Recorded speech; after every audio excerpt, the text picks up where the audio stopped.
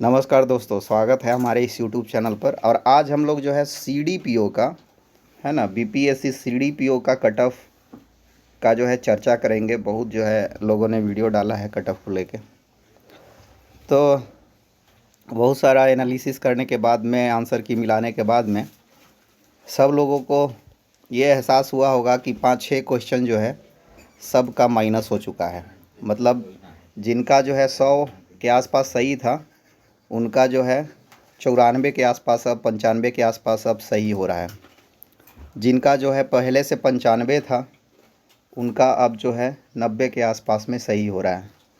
जिनका पहले से 105 था, 105, उनका अब जो है 98 से 100 के बीच में सही हो रहा है।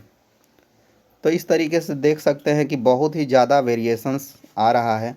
और आंसर की है जिसे मतलब सुधारने के लिए 18 तारीख तक का समय दिया गया था, जिनको कुछ कोई क्लेम करना है तो।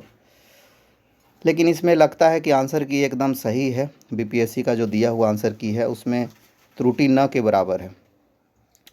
तो उसी आधार पर आइए डिस्कस करते हैं हम लोग कि कट ऑफ क्या हो सकता है। तो पिछला बार का जो क्वेश्चंस था वो जब आप देखेंगे और उसका जब एनालिसिस करेंगे और उसका जो कट ऑफ, संभावित कट ऑफ था, वो ज़्यादा बताया जा रहा था, जो कि 95-96 पे पर जाकर जो है रुक गया था। क्वेश्चंस इससे आसान थे, सीट इससे कम था, इस बार सीट थोड़ा सा ज़्यादा है। बच्चे लगभग इतना ही बैठे होंगे जितना इस बार थे। तो उस हिसाब से अगर एनालिसिस अगर हम लोग करते हैं क्वेश्चंस का, जो पैटर्न था इस बार का, जैसे कि इस बार में जीएस पेपर में मतलब पॉलिटी का जो क्वेश्चन था, पॉलिटी का क्वेश्चन जो है गायब था। ठीक है, तो पॉलिटी का क्वेश्चन गायब होने से 10-12 जो क्वेश्चंस थे वो इधर उधर से आए, मतलब दूसरे सेक्शंस के ज़्यादा बढ़ गए, जिसके कारण सॉल्व करने में दिक्कत हुआ। इसके बाद में जो हिस्ट्री का जो क्वेश्चन था, हिस्ट्री का क्वेश्चन बहुत ही ज़्यादा कठिन था। मतलब कुछ क्वेश्चंस बहुत ही ज़्यादा कठिन था, जिसमें स्टेटमेंट था और स्टेटमेंट पे कोई ध्यान देकर गया नहीं था। ऐसा भी नहीं है कि नहीं बनता, लेकिन उस पर फोकस नहीं है। और स्टेटमेंट 5-6 क्वेश्चन था, तो वो जो है गलत होने के चांसेज 1-2 सही हुए हैं। और पता ही नहीं चला कि कहाँ से पूछ रहा है, क्या पूछ रहा है।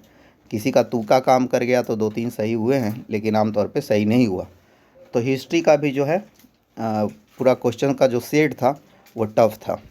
इसके बाद में जो करंट का जो क्वेश्चन था, करंट अफेयर्स का, तो जो जो विद्यार्थी एकदम से बीपीएससी का प्रीलिम्स का एग्ज़ाम दिए होंगे और तैयारी जिनकी अच्छी होगी, तो करंट पकड़ में आया होगा। इसके अलावा हम बात करते हैं साइंस एंड टेक का। तो साइंस एंड टेक का कुछ क्वेश्चन कंफ्यूजिंग था और कुछ क्वेश्चंस आसान भी था। तो मिला जुला कर मतलब मॉडरेट टू टफ था, या फिर मॉडरेट क्वेश्चंस का संख्या जो उसमें है ज़्यादा था।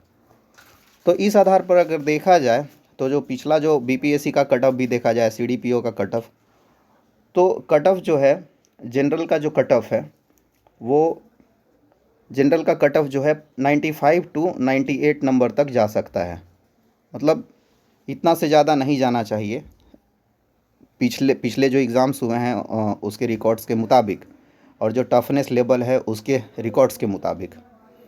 तो इसी में अगर ईडब्ल्यूएस को अगर आप देखेंगे जनरल के अलावे, अगर ईडब्ल्यूएस को देखेंगे तो इसका भी यही 2 नंबर के आसपास कम, यानी कि 93 से 95 के आसपास में होगा।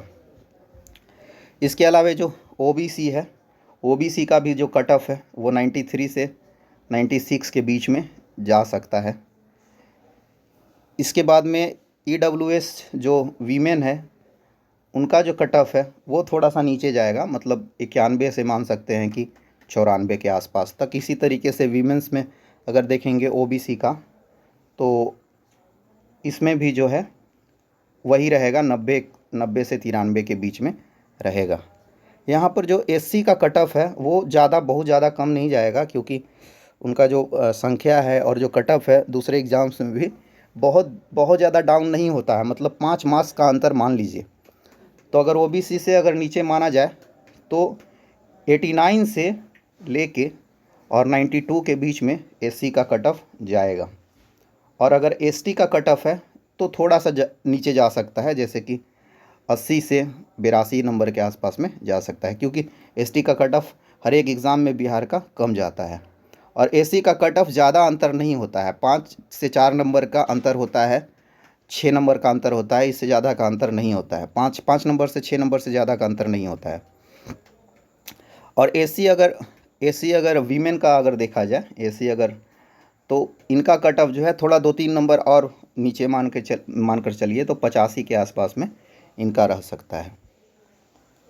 तो इस तरीके से कट ऑफ जाने का संभावना है। जनरल जो वीमेन है तो इनका जो है मान लीजिए कि 2-3 नंबर, 3 नंबर, 4 नंबर कम, है ना, तो ये हो जाएगा करीब 91 से 93-94 नंबर के बीच में।